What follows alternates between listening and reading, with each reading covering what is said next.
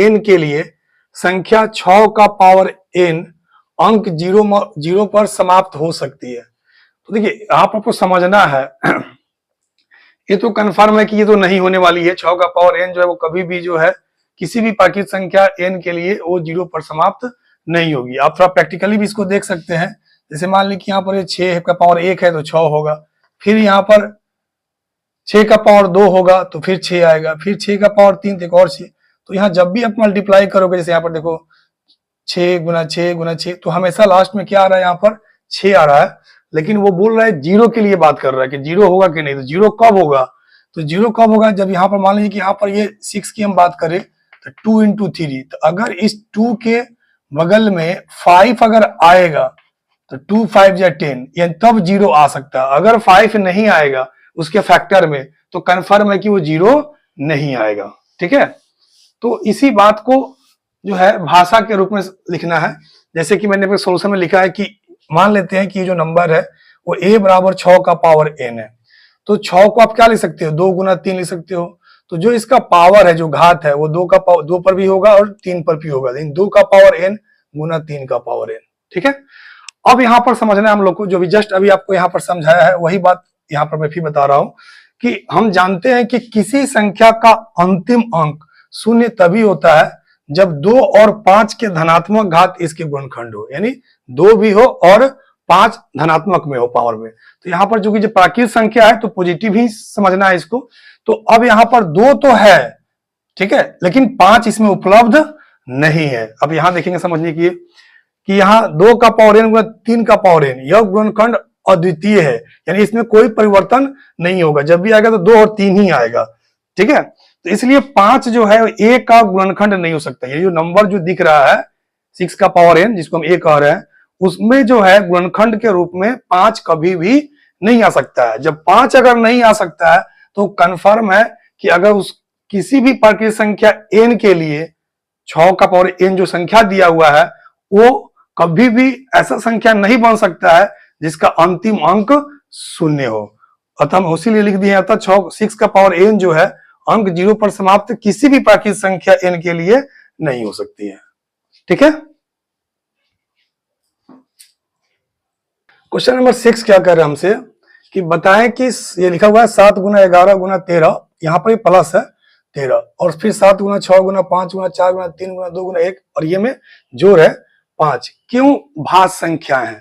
तो देखिए यहाँ पर आपको समझना है भाज्य संख्या कब होता है और अभाज्य। अभाज्य का मतलब कि वो केवल खुद से कटता है और वो एक, यानी कि उससे 2 ही उसका गुणनखंड में फैक्टर होता है, एक होता है और खुद होता है। उससे अगर ज्यादा अगर हो रहा है तो वो भाज्य संख्या होता है। तो यहाँ पर हमको इसको देखना है, चेक करना है। तो पहला जो संख्या है इसका देखते हैं हम लोग, वो क्या है 7 गुना 11 गुना 13 और प्लस 13 लिखा हुआ है। तो हम इसको, इसमें से 7 को अगर हम कॉमन कर लेते हैं तो क्या होगा 11 गुना 13 को कॉमन कर लेते हैं, क्योंकि दोनों में 13 कॉमन है, यहाँ 13 तो 13 कॉमन हो गया।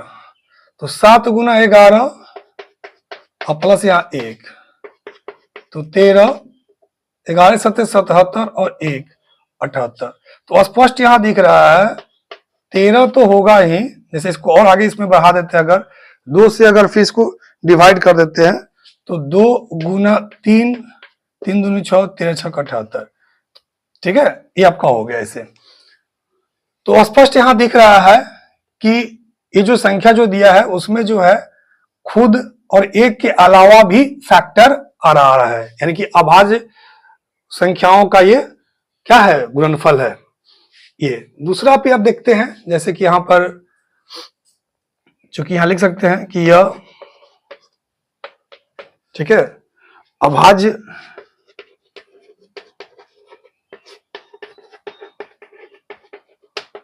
गुणनखंडों का गुणनफल है, इसलिए यह भाज्य संख्या है। क्लियर है। नेक्स्ट इसको देखते हैं अगला, उसी तरह से देखिए 7 गुना 6 गुना 5 गुना 4 गुना 3 गुना 2 गुना 1 है। अब प्लस यहाँ 5 दिया हुआ है, तो फिर दोनों में क्या हो गया 5 कॉमन हो गया, तो 7 गुना 6 गुना 4 गुना 3 गुना 2 गुना 1 प्लस 1। अभी सबको गुना कर लो, ठीक है, इसमें से तीनों को, इसमें टोटल को गुना करोगे तो 1008 आ रहा है प्लस 1, तो 5 गुना 1009। आगे विशेष इसको तोड़ने की जरूरत नहीं है, ऐसे समझो कि ये जो भी नंबर है उसमें 5 भी एक फैक्टर है, 1009 भी एक फैक्टर है, तो कंफर्म है कि 2 से ज्यादा मतलब तो फैक्टर तो हो ही गया, एक ऑलरेडी रहता ही है। तो ये भी क्या है, क्लियरली जो है स्पष्टतः यह अभाज्य गुणनखंडों का गुणनफल है, इसीलिए यह भाज्य संख्या है। तो हमें जो है 100% समझ में आ गया होगा कि चूंकि ये यह अभाज्य गुणनखंडों का गुणनफल है, ये नंबर और ये नंबर, इसलिए दोनों के दोनों जो है वो भाज्य संख्या है। ठीक है, कोई कंफ्यूजन क्रिएट नहीं होनी चाहिए, बहुत अच्छा से ध्यान से देखिएगा।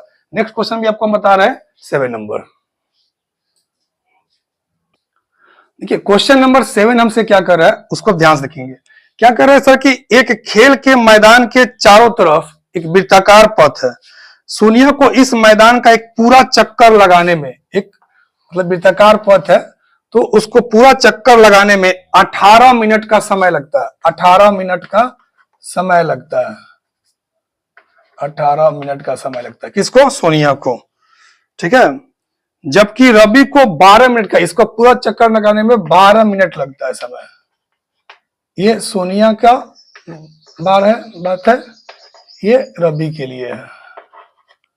ठीक है, मान लीजिए कि दोनों एक ही स्थान से एक ही समय और एक ही दिशा में चलना प्रारंभ करते हैं तो कितने मिनटों के बाद पुनः स्थान पर मिलेंगे। तो देखिए यहां पर हम सिंपल समझना है कि इसको 18 मिनट लग रहा है, इसको क्या लग रहा है 12 मिनट लग रहा है, और दोनों को एक ही स्थान पर मिलना है। जैसे कि अब यहां से ये एक चक्कर मान लिया 18 मिनट में, फिर ये जो एक चक्कर लगा रहा है तो 12 मिनट में, तो कंफर्म है कि वो जो है दोनों में गैप अलग अलग हो जा रहा है, तो दोनों एक साथ कब मिलेंगे।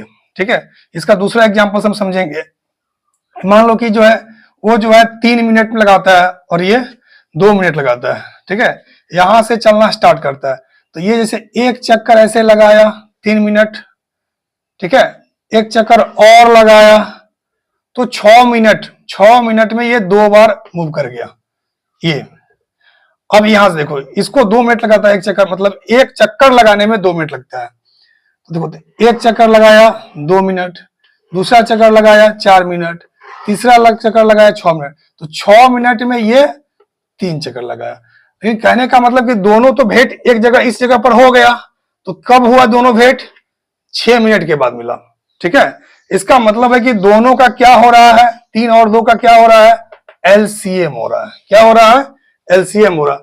इसका मतलब है कि यहां पर हमें 18 और 12 मिनट का एलसीएम निकालना होगा। ठीक है, तो सबसे पहले हम लोग क्या करेंगे कि 18 जो है उसको सेट करेंगे, 2 गुना 3 गुना 3 दूनी 6 18 हो गया,